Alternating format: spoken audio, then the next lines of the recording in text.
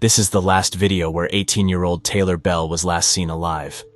The residents of the small town were shocked by the event, because only the girl's bones were left.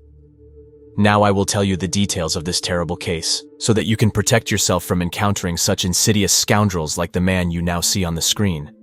Be sure to watch to the end to be prepared for such challenges. Taylor Behl, a high school graduate from the small town of Vienna in the state of Virginia, USA, decided to enter Virginia Commonwealth University. This educational institution, located in the state capital of Richmond, was famous for its first-class infrastructure and vibrant nightlife that revolved around the student body. The university, known for its achievements in the field of biotechnology, had about 30,000 students. For Taylor, the university's location was ideal, as it allowed her not to move too far away from her caring mother. Initially, the girl often traveled between the two cities, living for some time in Richmond with close friends of her parents, but later she decided to settle directly on the university campus. On September 5, 2005, Taylor Behl intended to visit one of the local restaurants to have dinner with her friend Ben. After the meal, the student planned to skateboard with him through the city streets at night and then return to campus. That same morning, Taylor met with Ben to borrow his skateboard for a while, intending to return it in the evening. Around 10 in the evening, after meeting her friend, the girl came to the dormitory. However, her roommate was spending time with her boyfriend and asked Taylor not to disturb them. The girl agreed to leave, taking only her car keys, cell phone, and $40 in cash. Her purse was left in the room. Before leaving, the heroine told her roommate that she would return in a couple of hours. Contrary to her promise, Taylor did not appear in the dormitory either at the specified time or even the next day. The girl stopped communicating, did not respond on social networks, behaved very atypically for herself. Attempts to call her turned out to be futile, and all text messages sent through messengers remained unread. On September 7, 2005, the girl's mother went to the police with a statement about her daughter's disappearance. Law enforcement officers treated this without much enthusiasm, believing that the adult girl had just gone out somewhere and would soon return on her own. After all, students disappear almost every day, but in 99% of cases, such stories end with the favorable return of young people. Guys and girls can disappear for several days or more, spending time at parties with friends. A week had passed since Taylor's disappearance, and the police officers had not found out anything. Under pressure from the missing girl's relatives, the officers finally took the case seriously. They checked Taylor's activity on social networks and on her mobile phone, but found that the girl had completely stopped using them. This convinced law enforcement that the family was telling the truth, that something bad had happened to Taylor. Moreover, all the girl's things, including clothes, cosmetics, money, and a purse, were left in the dorm room. Taylor had never been out for long without these things before. In addition, no transfers or payments were recorded on her bank cards, which finally convinced the detectives of the seriousness of the situation. The police turned to the public for help through the media, but unfortunately this did not yield any results. Soon, Taylor's car was found, a white 1997 Ford Escort. It was parked just a few kilometers from the university campus. Law enforcement decided to put the car under surveillance for at least 12 hours, hoping that the likely criminal would return to it. Unfortunately, this did not happen, so the car was sent for examination.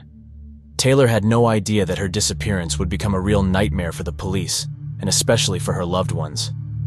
At the initial stage of the investigation, the detectives came across the first alarming find. It turned out that license plates stolen 2 months before the girl's disappearance were installed on Taylor's car. This suggested the involvement of a quick-witted and knowledgeable criminal in the case. As it became known, the numbers were registered in the state of Ohio. Investigators found that they belonged to a former resident of that state who had recently moved to Richmond. The owner of the numbers turned out to be a student who had previously reported their theft to the police.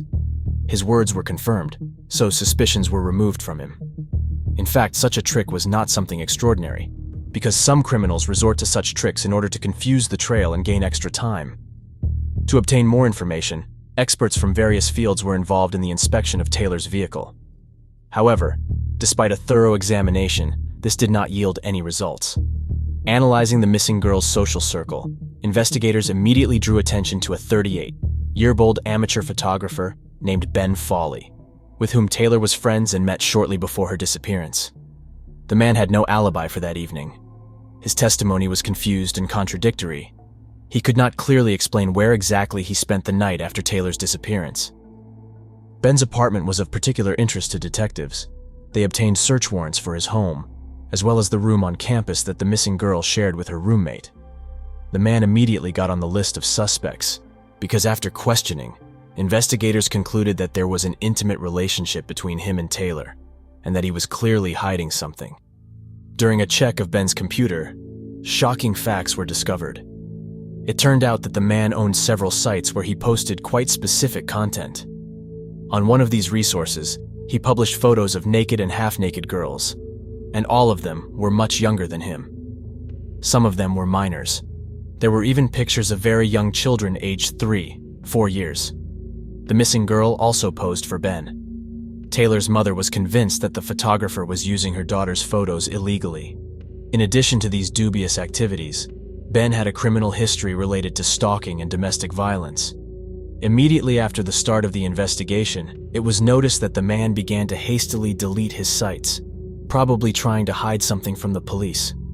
He even sent a message to his subscribers about the need for an urgent cleaning.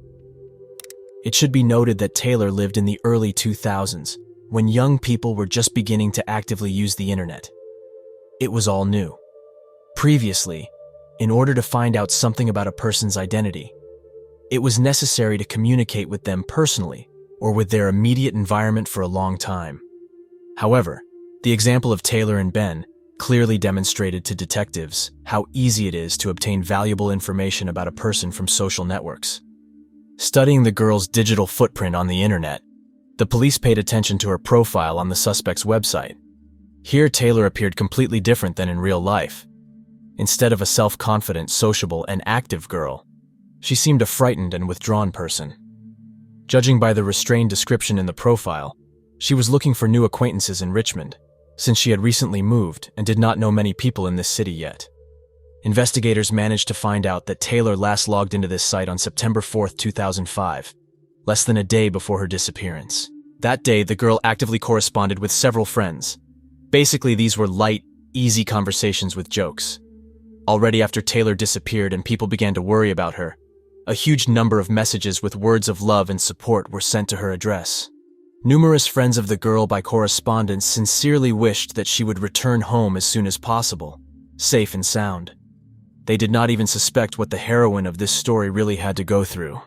Police uncovered the main suspect's dark secrets step by step, and there turned out to be quite a few of them.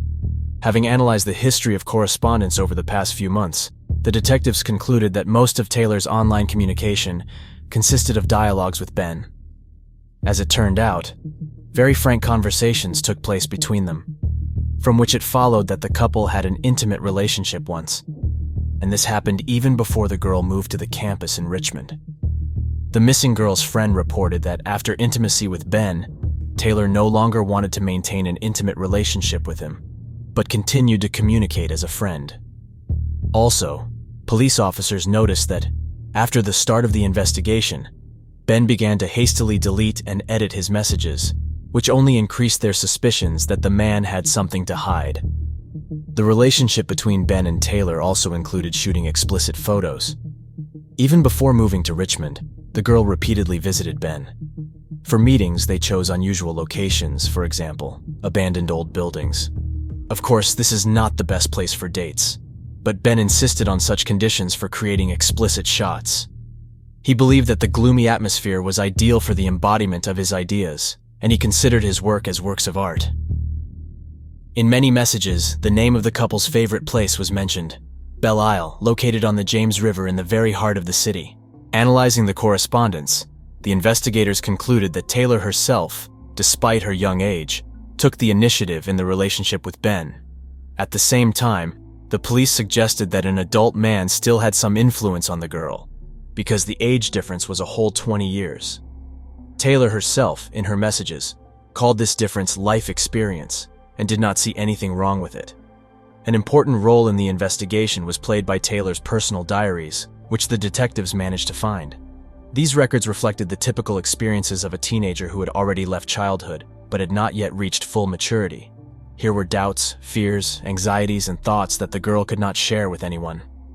For his part, Ben was known for his attraction to very young girls. All these facts, together with the history of violations of the law, played against him. Of course, Taylor, being a student, did not suspect that Ben was publishing explicit photos in which she posed on the internet. The girl sincerely believed that they were doing art solely for themselves, and no outsiders would see these pictures. According to investigators, she became another victim of the alleged criminal. From the pages of the diary, the police learned that Taylor met with different men, preferring those older than herself. Her idol was actor Johnny Depp, whose features she subconsciously sought in every adult acquaintance. Many believed that Ben outwardly resembled a celebrity. Perhaps this is what attracted the girl to him. At that time, there was no information about Taylor's fate. Detectives continued to question her inner circle. The parents told the investigators the story of their daughter's life. For some time, the family lived in Great Britain and Belgium, often moving from place to place, since the girl's mother was married to an officer of the Royal Air Force. After the breakup of that marriage, the mother and daughter were able to return to their native Virginia. The woman got married several more times, but these attempts also turned out to be unsuccessful. Taylor was a very energetic girl with a compliant character. Very smart, sometimes even too much for her age. These traits helped her quickly adapt to new schools. In total, young Taylor changed about 15 educational institutions before receiving a certificate and entering university. Everywhere, she easily made friends and made acquaintances. Sometimes the girl seemed too soft and trusting. For a long time, the mother tried to protect her daughter, believing that she was not yet ready for an independent adult life. The biography of the missing girl turned out to be full of ambiguous facts and secrets. The mother described Taylor as a willful and energetic girl. She grew up in a privileged environment surrounded by conservative and wealthy people. However, Taylor wanted to know the other side of life too, so after entering university, she decided to move to another city and settle on campus in order to achieve her goals on her own. Unfortunately, the young student did not even realize the dangers that could lurk behind the walls of a student dormitory. Despite good intentions, such places also have a dark side. Sometimes they turn into a real hotbed of undesirable phenomena among young people. Theft, substance abuse, promiscuous sexual relations. Since students are in close contact with each other, all this begins to manifest itself more clearly. At the same time, the vast majority of dorm residents are really focused on studying and getting an education. Without a wealth of life experience, it is very difficult to objectively assess the situation, which is what happened to Taylor. In the opinion of law enforcement officers, the missing girl made several serious mistakes at once. First of all, this concerns the relationship with a man who was twice her age, had convictions and mental health problems. A former girlfriend and a former roommate confirmed that Ben suffered from bipolar disorder, had sharp mood swings, and problems with anger control. In addition, detectives considered Taylor's decision to leave campus after 10 in the evening fatal. No one accompanied her, and she simply disappeared in the dark. And what is your opinion on this? Write in the comments, I will be interested to read. Investigators began compiling lists of dormitory neighbors who aroused suspicion. Police officers identified several students who were actively involved in the distribution of narcotic substances on campus. However, their alibi was confirmed. The mother of the missing girl suggested that the attack on Taylor could have been committed by several attackers. However, the most suspicious figure in this story remained 38-year-old Ben Fawley, and detectives continued to closely investigate his identity. The man led a very active life on the internet. He owned several websites on various topics and revealed a lot of information about himself. Ben's subscribers even knew his shoe size, but compared to some of his thematic resources, this data seemed like a trifle. One of the most creepy turned out to be a site where a man published his distorted vision of beauty. He considered it creativity, but to detectives it seemed evidence of serious mental problems. On this resource, Ben combined images of naked bodies of models much younger than him, with images of death, decaying flesh, and gothic motives. He often used real animal bones and skulls in his work. As it turned out, Ben managed to intrigue the 17-year-old student with his gloomy creativity. This is where their relationship began. It became known that before disappearing, Taylor felt lonely. In her notes, the girl admitted that she missed her friends who remained in her hometown. She had close friends and comrades, and in Richmond she had not yet managed to make enough acquaintances. Probably, that's why she communicated with the eccentric Ben. Of course, a passion for creepy images in itself did not make him a kidnapper, rapist, or murderer. But in combination with other facts of the man's biography, it caused more and more serious concerns. Studying Ben's online activity, police noticed that he displayed two completely different personalities. On the one hand, he appeared as a kind, loving, vulnerable, and creative person. On the other hand, numerous ex-girlfriends who posed for his photographs complained about him. Several former passions claimed that Ben was jealous, cruel, aggressive, and dangerous. Some girls even became victims of physical violence at his hands, although these episodes were too insignificant to report to the police. Instead, they simply broke off relations with the man after the first manifestations of aggression. But could an inexperienced 17-year-old student react incorrectly to such behavior and provoke an outburst of anger that led to murder? Suspicions about Ben Fawley grew, but direct evidence was still lacking. Suddenly, on September 23, 2005, a new post appeared on Taylor's social media page. At 11:24 a.m., a message was published in which the girl claimed that she was fine and would soon return to her family. She mentioned some problems that needed to be urgently resolved, but did not go into details. Taylor's page gained considerable popularity after her disappearance and was under the close attention of many people. Therefore, the news of this post instantly spread around the city. However, the police considered the post an attempt at staging, as no one had yet managed to contact Taylor. Law enforcement officers did not believe that this message was written by the girl herself. On the same day that the new post appeared, the main suspect, Ben Fawley, was arrested on charges of creating and storing pornographic materials involving minors. But the man insisted that none of the photographs found in his apartment belonged to him. According to him, these pictures were left by the previous tenant of the dwelling. At this stage of the investigation, the police had not yet charged Ben with official charges of involvement in Taylor's disappearance. In fact, he was not the only suspect in this case, but he certainly turned out to be the most colorful figure on the list. Given the time that had passed, the likelihood that the girl was still alive was extremely low. However, the investigators did not yet have convincing evidence against Folley. In any case, the trial regarding the obscene photos gave the detectives extra time to work while the suspect was behind bars. Meanwhile, the police came across a strange post by Ben published on September 8th. According to his story, he was attacked that evening. The man even had to file a report about this with the police. In one of his blogs, he described this incident in detail. According to Ben, 3 or 4 attackers attacked him. They immediately put a black bag over his head so he could not see their faces. Folley got away without serious injuries, but the attackers threw him out of the car somewhere on the outskirts of the city in the morning. They stole $20 from him, a camera and a tripod. The man had to walk to the city for a long time. However, during searches in his house, investigators found several expensive tripods and professional filming equipment at once. Such a variety of equipment looked suspicious, because officially Ben did not work anywhere and lived on disability benefits due to bipolar disorder. The main suspect definitely could not afford such expensive purchases, while receiving only state payments. Investigators intensified their efforts, trying to gather as much evidence as possible during a search of Fawley's home. They managed to find several boxes with provocative items, from cold weapons, such as a huge machete, to sadomasochistic paraphernalia. Of course, the man claimed that all this was a prop for photo shoots. In addition, a suspicious stain resembling blood was found in Ben's house. Samples were sent for analysis. After the publication in the media of information about the seized items, suspicions about the amateur photographer with eccentric artistic views only intensified. Interestingly, the bloodstain was found on the man's bed spring frame. Experienced police officers immediately asked themselves the question, how much blood would have to be shed for it to soak through the mattress and reach the springs? During searches of the area around Fawley's house, several strange items were found in a dumpster, including a necklace and a watch. Clearly not the kind of accessories that people usually just get rid of. The police were also puzzled by the huge machete found in Ben's home. However, according to his statements, it served as a prop for photo shoots. In addition, the machete allegedly helped him make his way through dense thickets on the way to abandoned buildings and chop wood for a fire. In fact, the police had at least one more suspect named Jesse Schultz, whom they also thoroughly checked.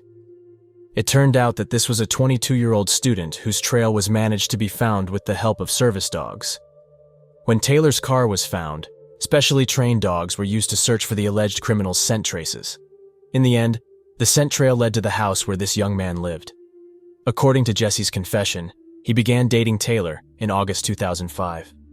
It was during this period, almost immediately after the girl moved to Richmond, that alarming entries appeared in her diaries. The Schultz family turned out to be the same friends of Taylor's father with whom she lived in the first days after arriving in the city. Despite all the efforts of the investigators, the truth about what happened to Taylor turned out to be much more terrible than they could have imagined. Taylor immediately began to complain about the son of the Schultz couple. According to the girl, the young man was so intrusive in his courtship of her that she no longer felt safe under their roof. This is what caused her to move to the university campus. However, Taylor did not mention that they were dating. After the service dogs picked up the trail that led to Jesse, law enforcement officers conducted thorough searches in his home. Traces of narcotic substances were found in the guy's room, which gave grounds for his detention. However, no concrete evidence of Jesse's involvement in Taylor's disappearance was found. In addition, he had a reliable alibi, so his name was soon crossed off the list of suspects. On October 5, 2005, investigators spoke with one of the missing girl's friends named Kevin. Despite the fact that they only met 4 times in total, this was enough for Kevin to get the impression of Taylor as an extremely trusting person. In addition, in his opinion, the girl was quite pliable and easily influenced by others. The last time they saw Taylor was the day before her disappearance. At that time, the girl seemed very inspired and excited. On the eve of her 18th birthday, she confessed to Kevin that she was going to do something risky, but did not specify what she meant. The guy suggested that it was about some kind of photo shoot. Already post-factum, Kevin found out about Taylor's disappearance. On the same day, he turned to the police to tell about the recent events in the girl's life that he had to witness. In particular, it was during that meeting that he first saw Ben Fawley, whom Taylor introduced as her photographer friend. Kevin immediately felt hostility towards this man because he made a very suspicious impression on him. Later, Ben himself contacted Kevin, trying to find Taylor, because he could not do it on his own. The guy had a clear feeling that the photographer was hiding something. Throughout October, the search for the missing girl continued. Police officers examined numerous locations in the vicinity of Richmond. These were places that Ben photographed as part of his project dedicated to highlighting the city's problems. One of these objects even had a separate blog of the man dedicated to it. About 100 kilometers from Richmond, in Matthews County, the body of a young woman was found in a shallow pit. It was impossible to identify her on the spot due to significant damage. The body was in a terrible condition. The soft tissues had significantly decomposed due to environmental influences and the activity of small animals like wild dogs. It was a horrifying sight, and one of the forensic experts literally could not stop his mouth from gagging at what he saw. Identification of the deceased's identity became possible only thanks to the recognition of fragments of clothing by her mother. In the end, the examination finally confirmed that the found remains belonged to the missing Taylor Behl. The woman was devastated by grief and vowed to make every effort to punish the monster who committed this terrible crime against her daughter. The place where the body was found was established thanks to photographs taken by Ben. The attention of law enforcement officers was attracted by one of the locations that the man had been excessively interested in recently. It was decided to carefully examine the outbuildings located there, which brought results. The body of the deceased was found behind one of the barns on private property. Experts found that soil particles from the tires of Taylor's car were identical to soil samples taken near the barn. This indicated that the criminal had transported the body in the girl's car and then drove the car to another location. Most likely, Taylor was attacked almost immediately after she left the campus. It took no more than a few hours before she was dead. Fragments of duct tape were found on the remains of the body, suggesting that the girl was held tied up. Police turned to Ben Fawley for comment. He claimed that the abduction was planned and carried out by his ex-girlfriend with the participation of several beefy young men. He himself was allegedly under the influence of drugs, did not directly participate in this madness, and does not remember anything. However, this testimony sounded extremely unconvincing. After confirmation of the worst fears, Taylor's family was waiting for only one thing: justice. After the discovery of the body, all the attention of the local community was riveted to the person of the eccentric amateur photographer. The fact is that Taylor's remains were found near Chesapeake Bay, in an area that had repeatedly appeared in Ben's photographs. This indicated that for a man, this location had a special, perhaps even sacred meaning. The version of a random coincidence was immediately rejected, because Folley was the last to see the girl alive on that fatal evening. In addition, he was previously noticed in such a strange activity as collecting car license plates. Creepy details from Ben's past surfaced. In particular, an incident when he attacked his ex-girlfriend with such rage that the poor girl managed to say goodbye to life. After that attack, the defendant even inflicted bodily injuries on himself. The conflict reached such a serious scale that the girl, miraculously saved, was forced to take a restraining order against her ex-boyfriend. An internet investigation revealed a whole series of similar cases of Ben's inappropriate behavior towards his passions. Gradually, the level of aggression in his actions only increased. All these facts formed in the eyes of detectives the image of a mentally unstable man with deviant tendencies who lured young, trusting girls into his networks. On January 17, 2006, Ben Fawley was officially charged with the abduction, rape, and willful murder of Taylor Behl. Unfortunately, due to the extremely poor preservation of the body, forensic experts were never able to accurately determine all the circumstances of the girl's death. This led to the fact that already in February, serious amendments had to be made to the initial charges. At that time, the suspect was already serving a sentence for storing pornographic materials depicting minors. In the end, in August, Ben made a deal with the investigation and pleaded guilty to the crimes he was charged with, albeit very selectively choosing the wording. According to his version of events, that evening, he met with Taylor immediately after she left the campus. Together they went to a deserted place, where in the back seat of the car, Ben allegedly tied the girl's hands behind her back with duct tape, after which they had rough consensual sex. Then, in a fit of passion, the man allegedly accidentally strangled his partner. He left the body in the forest, and the next day he returned to hide the remains. Most of the facts cited by Ben remained unsubstantiated allegations that are difficult to prove. Although the forensic expert was unable to unequivocally determine the cause of Taylor's death, he insisted on its violent nature. After all, even with accidental strangulation, it takes effort for several minutes for a lethal result to occur. So, the attacker could have released the victim at any time. The prosecution insisted that Ben deliberately tied the girl's wrists, not for sexual games, but to deprive her of the opportunity to resist. And this meant that the whole story he voiced was a complete lie and the events unfolded in a completely different way. Folley stood his ground, assuring that the duct tape was part of a role-playing game. However, no one believed this version. Taylor's friends stated that she was never interested in extreme sexual practices such as asphyxia or bondage. While recreating the picture of events described by the accused, the investigators came to an unambiguous conclusion that the scenario he voiced does not stand up to any criticism.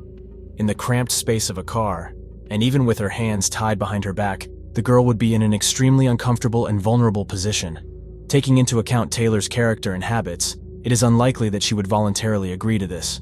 A much more plausible version looked like Ben kidnapped, raped, and then killed his victim. The main motive for the crime was considered the girl's refusal to have an intimate relationship with Folley.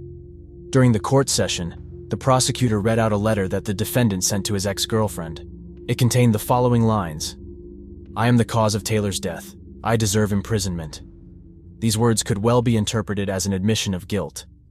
Ben decided to make a deal with the prosecution and pleaded guilty to second-degree murder. The rest of the charges against him were dropped. In February 2006, the hapless photographer was sentenced to 30 years in prison. Taylor's mother was finally able to breathe a sigh of relief. Now the woman knew that the soul killer who took the life of her only daughter had been justly punished.